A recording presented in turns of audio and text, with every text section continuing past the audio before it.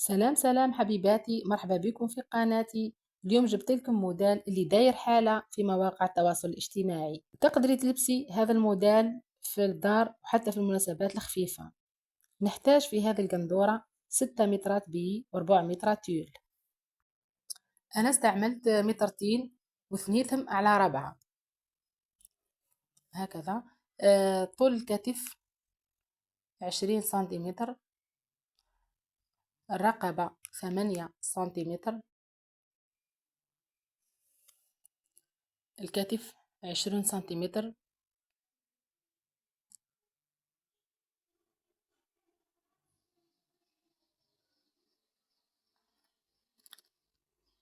نهبط 3 سنتيمتر، نوصل هكذا. الآن ندير خط التركيز 20 سنتيمتر، نعين النقطة، نوصل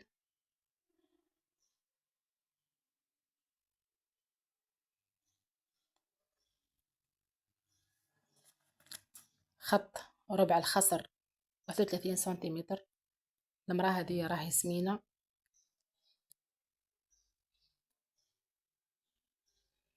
كذا.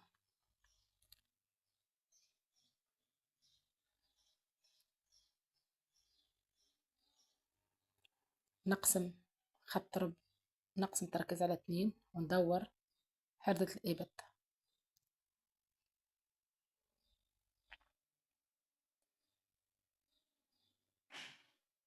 الآن نروحوا لخط الخصر، نهبطوا ب 18 سنتيمتر، ندخلوا ب2 سنتيمتر، ونعينوا خط الخصر، نوصلوا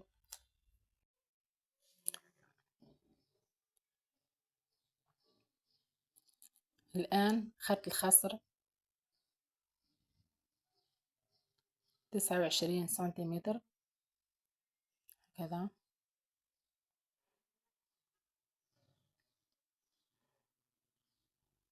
ونهبط إفازي لآخر القماش.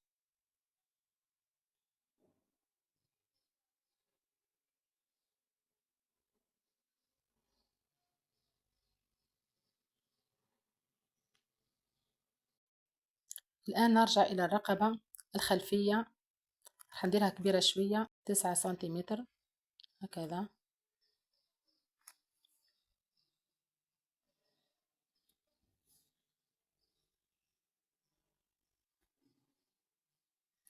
ونبدأ الآن في القص هكذا. الآن نفصل الخلف عن الأمام،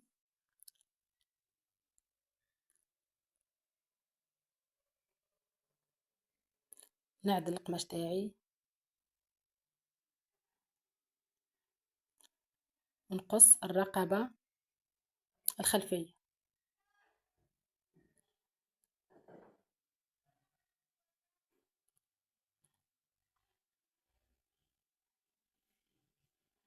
كذا.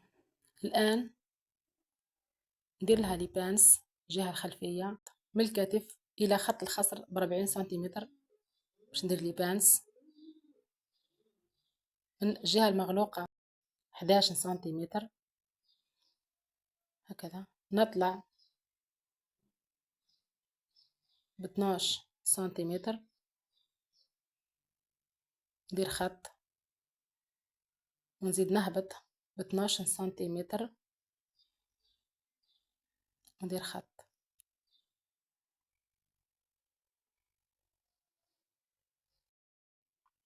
نحكم بالمساسك في الوسط ثم في الأعلى ثم في الأسفل، ندور القندورة تاعي هكذا، ونعين بلاصة المساسك بالطباشير، نوصل بخط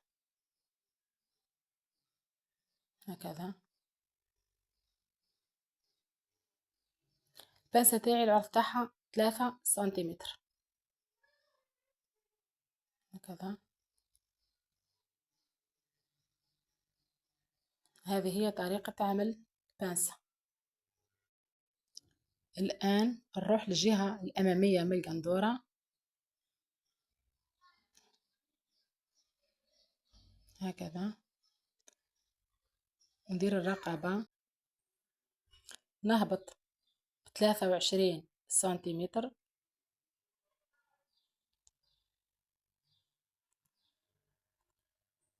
كذا، نزيد الخط الآخر 18 سنتيمتر، فتحة الرقبة 8 سنتيمتر، ونعين خط هكذا بهذه الطريقة، ونزيد ندير خط آخر العرض تاعو 4 سنتيمتر، هكذا هكذا، نزيد نوصل ونقص على الشريط الثاني،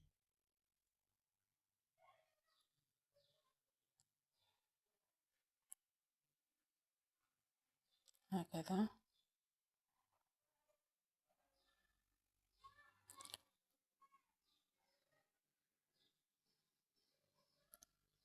الآن نفصل الكتاب على الرقبة، هكذا، هذا هما الكتاب، هكذا باش من بعد يجونا كيما هكا. الاسباس هذا راح نديرو فيه الكول بالبي والتيل اللي راح نخدمو امامك، هكذا. الان نديرو لي بانس في الجهه الاماميه تاع القندوره، نبداو لي بانس من الفوق،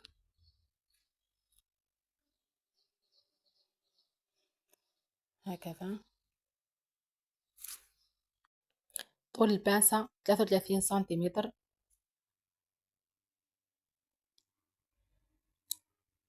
الجهه المغلوقه الى وسط الخصر 11 سنتيمتر، نهبط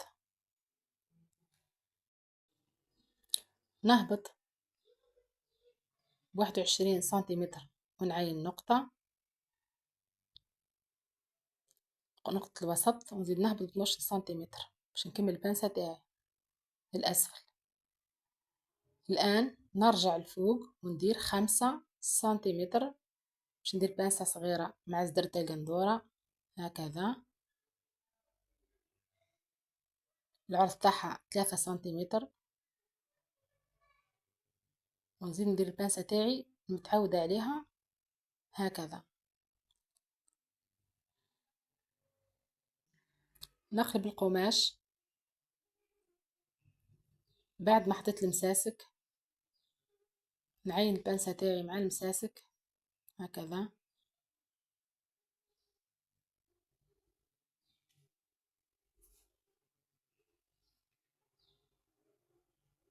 نخيط البانسة تاعي بهذه الطريقة، هكذا. نرجع نمشي نغفير ونعرض، هكذا، ونرجع بشوية حتى نوصل نغفير، هكذا. الآن نبداو نخدمو الكول تاعنا، نقيسو 5 سنتيمتر، ومن هنا 8 سنتيمتر، ونوصل هكذا،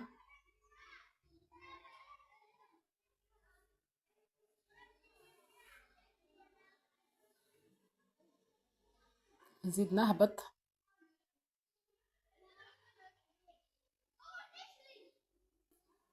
نبدأ نخدم من هذيك 5 سنتيمتر، نهبط ب10 سنتيمتر، ونعين نقطة، هكذا.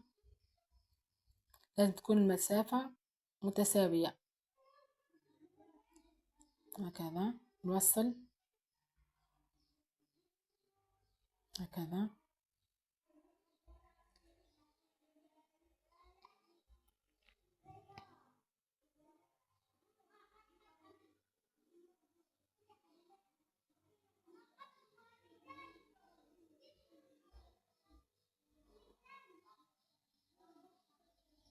هكذا. هذا هو الكول اللي راح نخدم عليه التيل. نطوي التيل على 4، نحط عليه التيل، نحط عليه الباترون ونقص.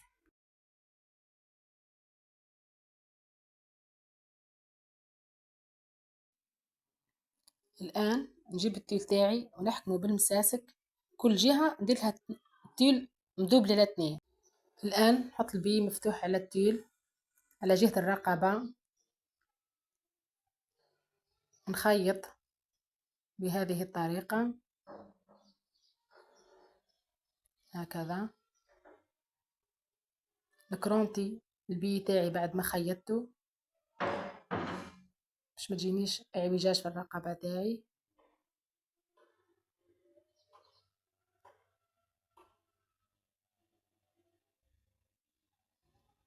نقلب البي على التيل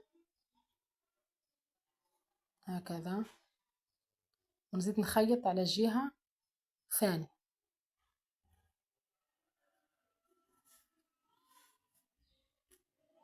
هكذا.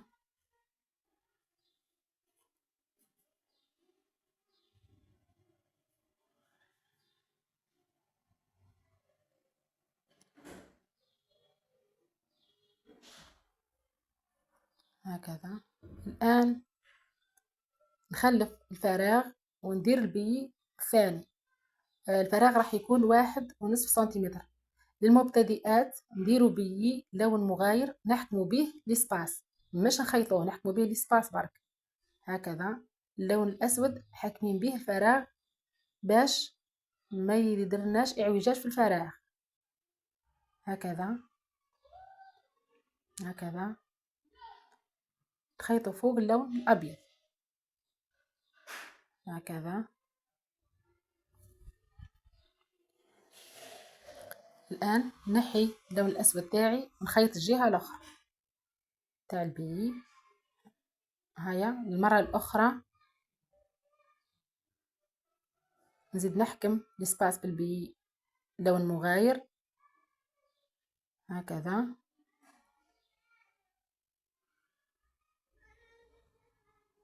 هكذا أتمنى تكون الطريقة مفهومة هكذا. نزيد نخيط البي على الجهتين تاع البي، نخيطها في زوز. نطوي الكول تاعي على 2 وندير بانسة هكذا في وسط الرقبة ونخيطها هكذا. نقص الزوائد تاعي تاع التيل هكذا. نفتح الكول تاعي ونخيط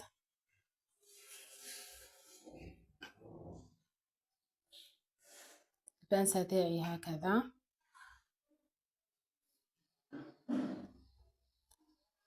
كم بعد ما خيطت لي بانس وجاوني بهذه الطريقة، نجيب الكول تاعي اللي كنت خدمته في اللون الأبيض. على خاطركش تصورت هذا فصابلي، عاودت لكم نموذج بالأبيض. المهم الآن نركبوه هكذا.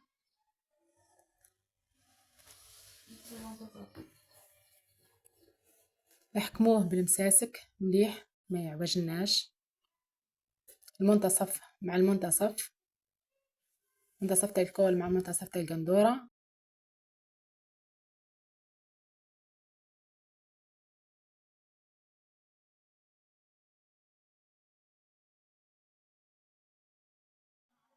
بعد ما ركبنا الكول بالماشينة نجيبو الطروفة اللي خليناهم للكتاف هكذا. هذا هما الكتاف تاعنا اللي نحيناهم قبيل من القندورة. الكتاف هذم نسفجوهم قبل ما نركبوه هكذا.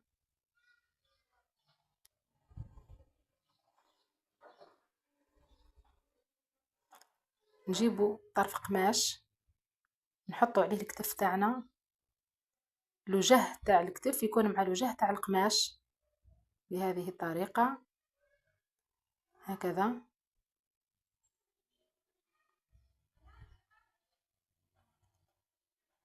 ونقص الكتف قد السفاج.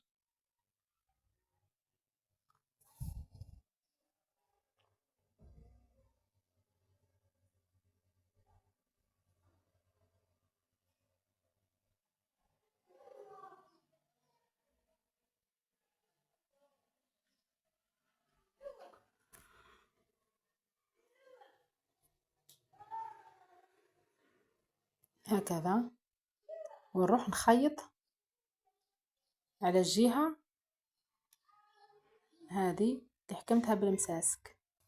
الآن نروح نخيطوه بالماشينة. بعد ما خيطناه نقلبوه ونزيدو نخيطوه هكذا. الآن نروحوا للكول ونحيولو الزوائد هكذا.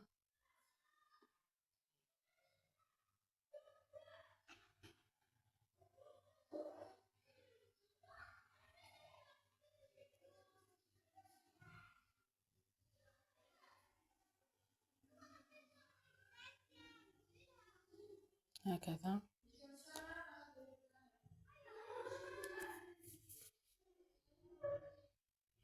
دركا نروحو للجهة تاع الرقبة ونعينو 8 سنتيمتر أو 7.5. عينوها بالمساك أو بالطباشير جهتين. نفتح الكول هكذا ونلصق الكتاف. بعد ما نقيس طولة الرقبة اللي نحوس عليه. أنا درت لها 17 سنتيمتر.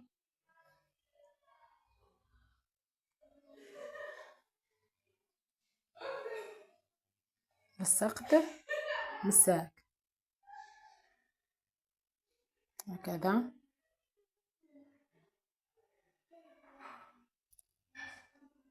نزيد الجهة الأخرى نقيس قيمة 17 سنتيمتر كذا، ونركب الكول فوق القياس اللي درته هكذا.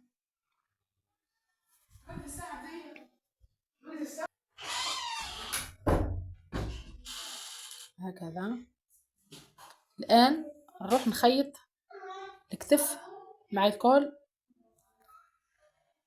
بالماشينة ونرجع. الآن نرجع القندورة الجهة الخلفية ونكملوا الخياطة تاع لي بانس هكذا.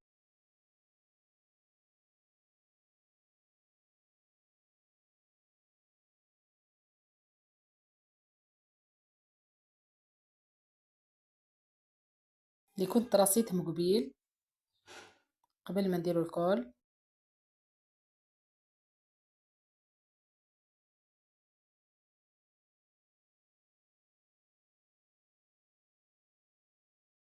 ونخيطهم بالماشين هكذا. الآن بعد ما خيطنا لي بانس نروح نسفجوا الرقبة هكذا. نجيبوا طرف قماش من القندورة لوجه مع لوجه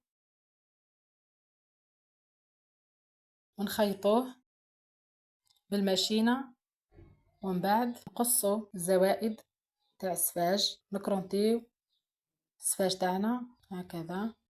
نقيس السفاج على شكل دائري قيمة 4 سنتيمتر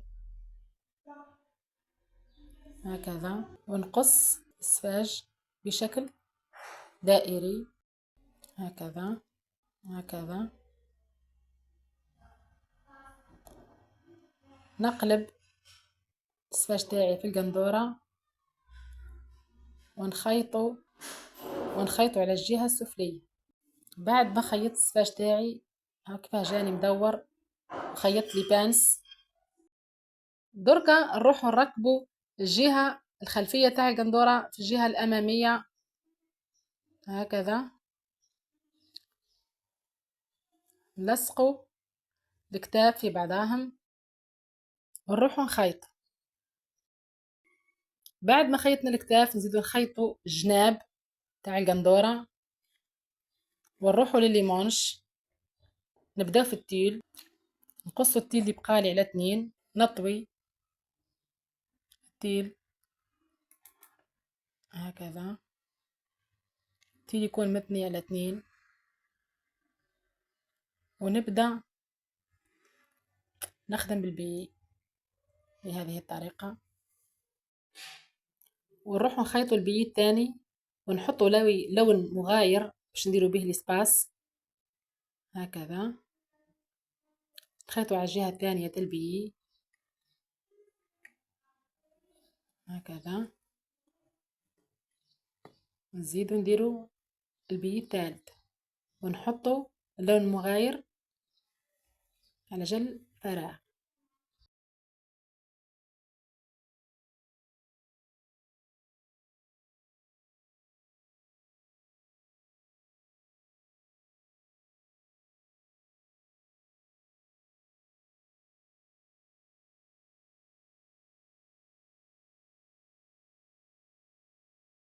نجيب قماش نطويه على 4، ونجيب التيل تاعي اللي خدمت عليه البي ونحطهم بهذه الطريقة. المسافة نخلف مسافة 1 سنتيمتر على جل خياطة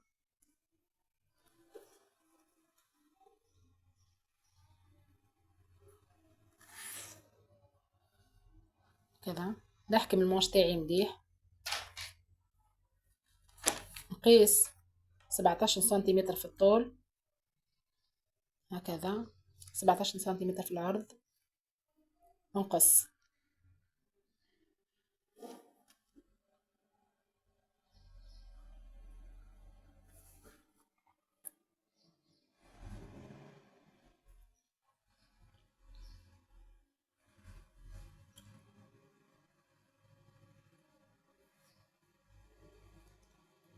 كذا. الآن نحل المونش تاعي وراح نخيطه بالماشين بهذه الطريقة. بعد ما خيطت المونش نكرونتي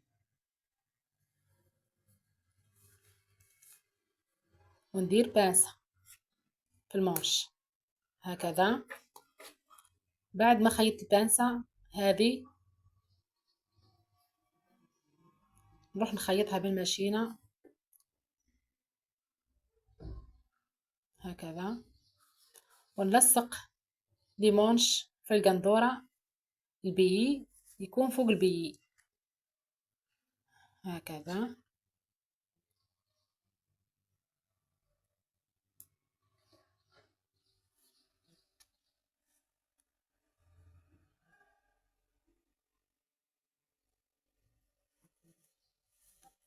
نلصق منتصف المونش فوق الكتاف مع الكتاف كذا، دير لي بانس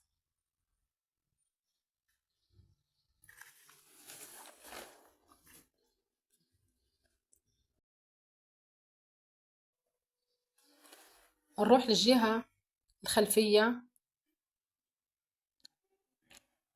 نقيسها على الجهة الأمامية، نعينها بمساك هكذا، ونزيد نركب المونش جهة المونش هكذا هكذا.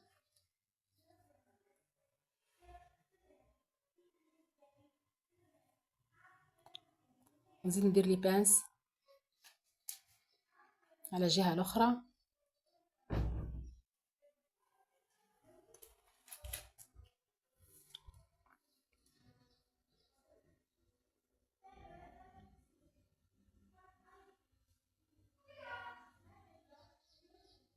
هكذا، ونروح نخيط بالماشين.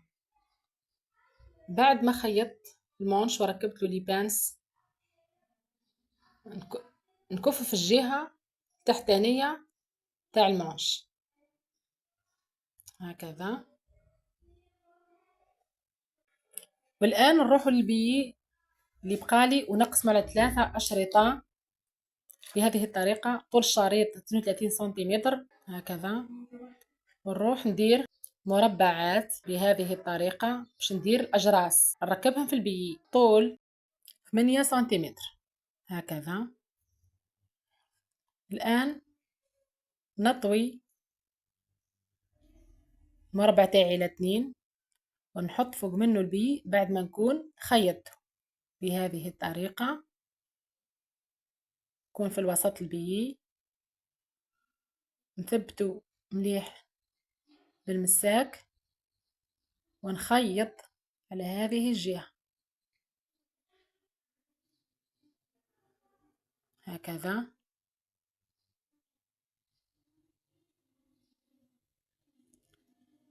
هكذا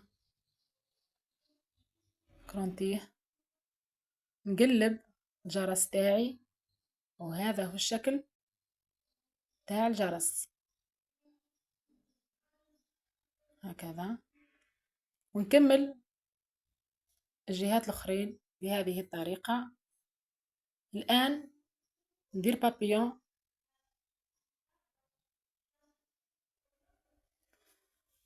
هكذا،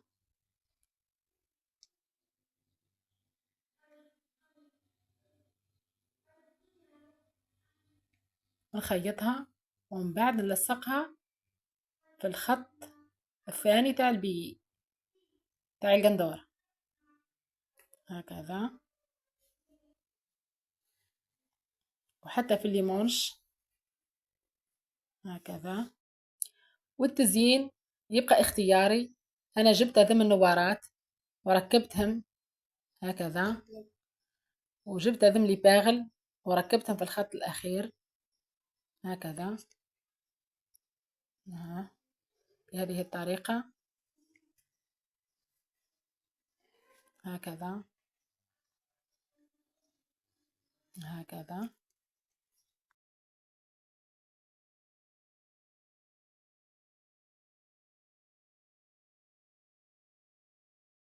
وهذا هو الشكل النهائي تاع القندورة تاع اليوم. نتمنى تكون عجبتكم، وما تنساوش ديروا لايك، تشتركوا في القناة، وإلى الملتقى في فيديو جديد إن شاء الله.